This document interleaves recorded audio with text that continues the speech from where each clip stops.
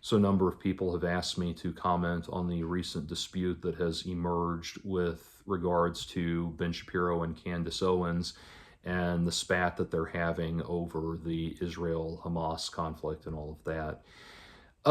With regards to this topic, first of all, I want to say, first and foremost, that this is not a video about the Israel-Hamas conflict, and so I do not want to see anybody launching their opinions about it in the comments section. If you do that, I will remove and block you, and yes, I will still even remove and block you if you begin your comment on the Israel-Hamas situation by saying, I know you said you don't want to hear comments about this, but I really do think you need to consider, etc., something like that.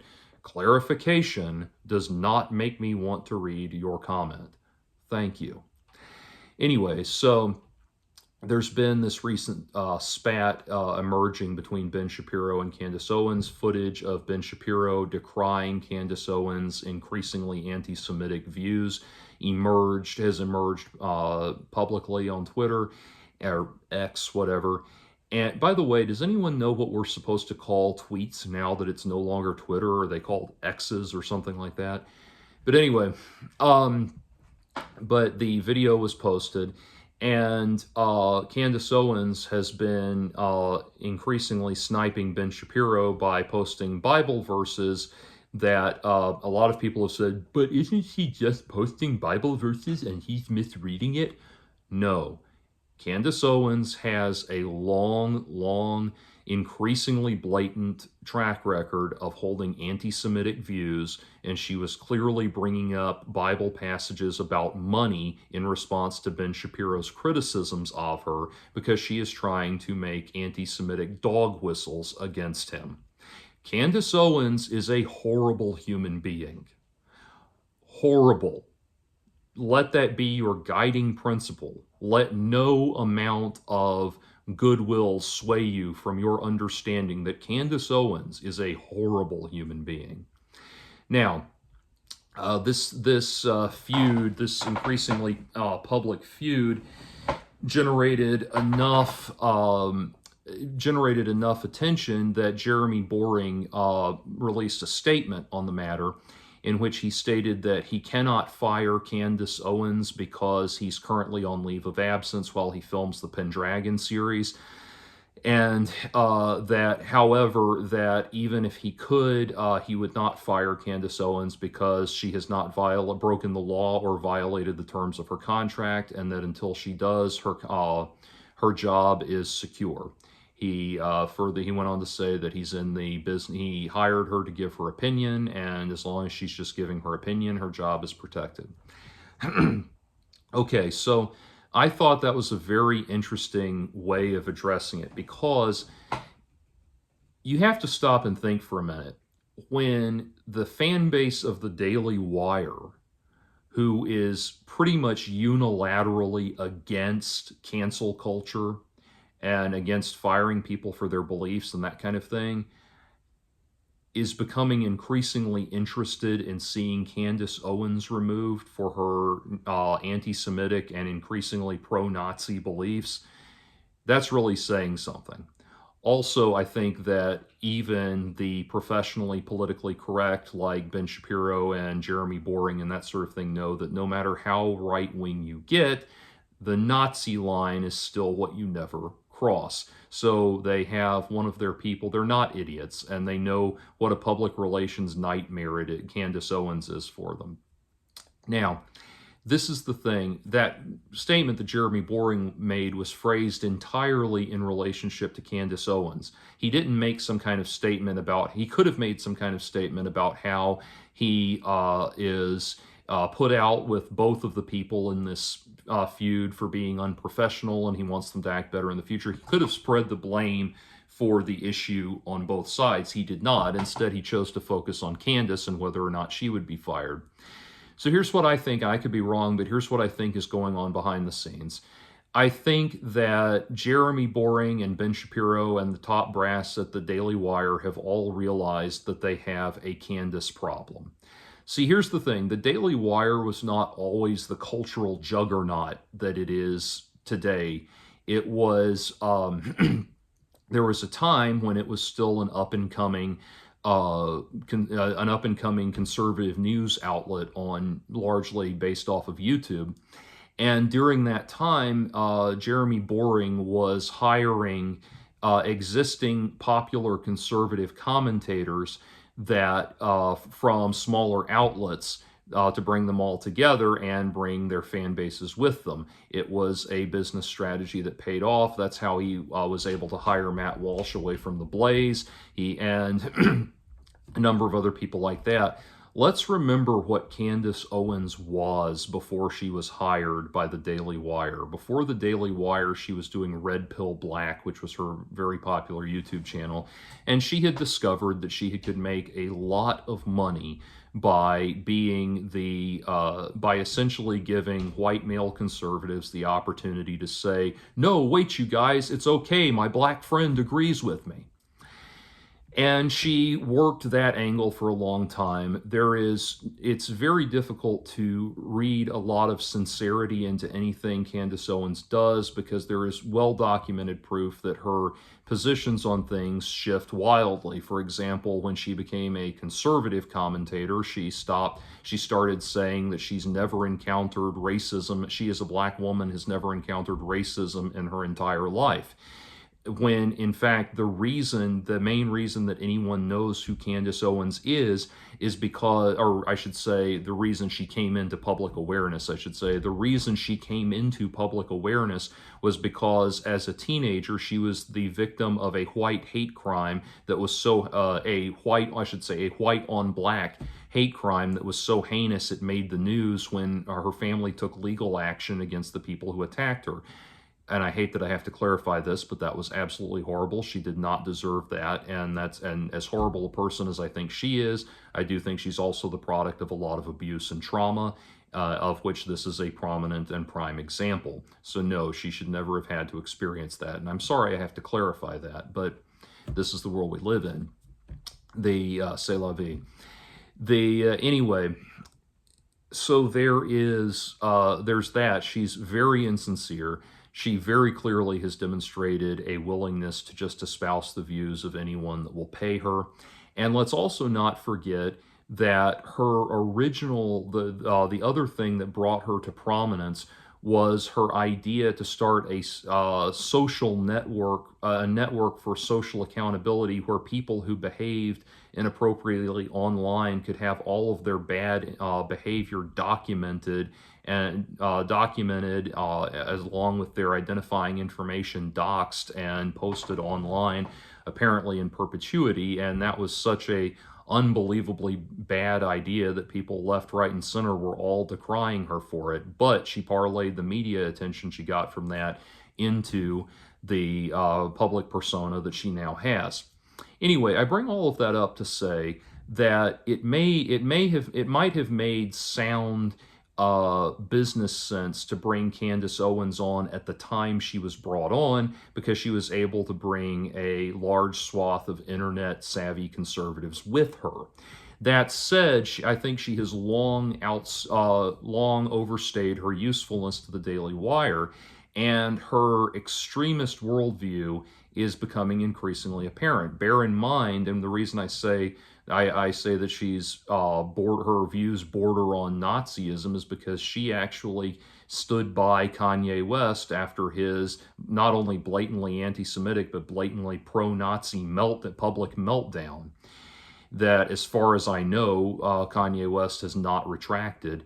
And I devote as little of my awareness and thought processes to Kanye West as possible. So maybe something's changed with regards to that. But she stood by him, and it's increasingly obvious that Candace Owens is a raving anti-Semite. And so what I think is going to happen, like I said, I think they've realized that they have a Candace problem on their hands. And I think most likely the way they're going to handle this is that when Candace Owens' contract comes up for renewal, she's going to quietly and mysteriously accept a much, much, much, much better offer from, quote-unquote, better offer from someone like a Tucker Carlson or someone like that, which is especially why you've seen Tucker cozying up to her so much lately. but she's going to accept a better offer or a different offer from someone like Tucker Carlson or some other media outlet like that, and they will quietly shift the burden of Candace Owens off onto somebody else. So, like I said, whatever you think of their opinions, the opinions of the people at the Daily Wire, they certainly are not idiots, and they are certainly very savvy businessmen, so they know the PR nightmare that Candace Owens is creating for them, and they certainly have to know how imbalanced and unhinged of a person she is. And so again, can't so much. It's funny, like my opinion of the Daily Wire. I've put in order like the people at the Daily Wire from like to dislike, and Michael Knowles and Candace Owens are way down at the bottom. My personal opinion of the Daily Wire would go up about 75% if they would get rid of Candace Owens. Like, seriously, that's how much of a negative impact she's having, I think she has on the Daily Wire. Get Coleman Hughes to come in and be your signature black commentator or something like that. Get a black commentator that is also a likable human being, that does not make your company look like a hilarious mockery of basic human decency. There's that video where people are trying to ask Candace dissenting questions they disagree on. Ask disagreeing questions at a speaking event, and Candace just keeps blowing them off by saying, "I'm sorry, I'm too pregnant to answer that question." Well, first of all, if you're too pregnant to do your job, then you shouldn't have been there. Those people, whatever you think of them, went to a great deal of inconvenience to come out and see you in person and ask you questions and get your opinion on something. So if for various medical reasons you're not able to do your job, the decent thing to do would just be to step out, not respond in such a blatantly asinine, catty, and bitchy manner. But more so than that, the other reason that Candace is responding that way, is responding with the whole thing of is responding by saying, "I'm sorry, I'm too pregnant to answer that question," is because, let's be frankly honest here, she's not that bright. She is not a well-informed motor mouth like Ben Shapiro or someone like that. She's not a thoughtful granddad like Andrew Klavan, and she's not a she's not a well-oiled, sarcastic insult comic like Matt Walsh. She is a buffoon that is way in over her head. And no, by the way, I am not at all suggesting that there is any racial or gender connotation to the fact that she is a buffoon. This is buffoonery that extends only so far as the person that is singularly identified as Candace Owens, and does not fall into any demographic and is not a larger commentary on any demographic category that she might fall into. I'm sorry I have to clarify that, but c'est la vie. Anyway, that brings us to the Candace Owens we have now, which is a grossly uninformed, grossly incompetent person that is in way over their head, whose own erratic behavior and frankly heartless, mean-spirited persona has gone entirely too far. You have to think, even Matt Walsh, as vicious as he is or I should say, as viciously articulate as he is in responding to people at these Q&A events and everything, at least maintains a modicum of decency in the discourse as he's speaking to them. But finally, and I want to remind you of this because it bears repeating, you have to remember that Candace Owens has devoted an extraordinary amount of her commentary and her platform to advocating a very inhumane policy with regards to treatment of the mentally ill. She is very much of the opinion that the mentally ill should be put in insane asylums. She wants to bring back not mental health care facilities, but specifically insane asylums. Insane asylums which were shut down and altered into modern day mental health facilities because they have a gross and horrific track record of human rights violations. And this is where Candace Owens would like to see everybody she doesn't approve of be put.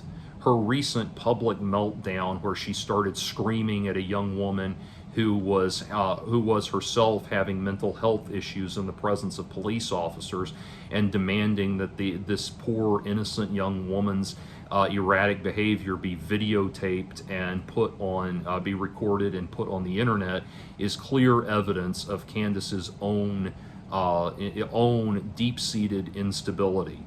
It's so deeply ironic that this person who spends so much of her time venting her spleen on the hatred she has for the mentally ill, and she openly decries the mentally ill, and is very open and blatant about her hatred for the mentally ill. She is very clear that she has no sympathy for them whatsoever, and we know that because she has said that she has no sympathy for them whatsoever and that she wants the mentally ill to be locked up. It is the height of irony that the person who is saying all of this has a track record that very much points towards her own mental instability. Whatever you think of the Daily Wire and their worldview, Candace Owens is a metastasizing tumor within that organization. Her continued affiliation with the Daily Wire will only continue to bring them down. It's one thing to laugh in the face of the woke scolds that are endlessly chiding everybody for failing to live up to their own absurd standards of political correctness. It's one thing to do that. It's quite another thing to be harboring someone that is boldly and blatantly an anti-Semite, boldly and blatantly showing increasing sympathy towards National Socialist tendencies, and someone who is boldly and blatantly in favor of harassing and publicly shaming people apropos of nothing other than occasional erratic behavior in public. Candace Owens is a horrible human being.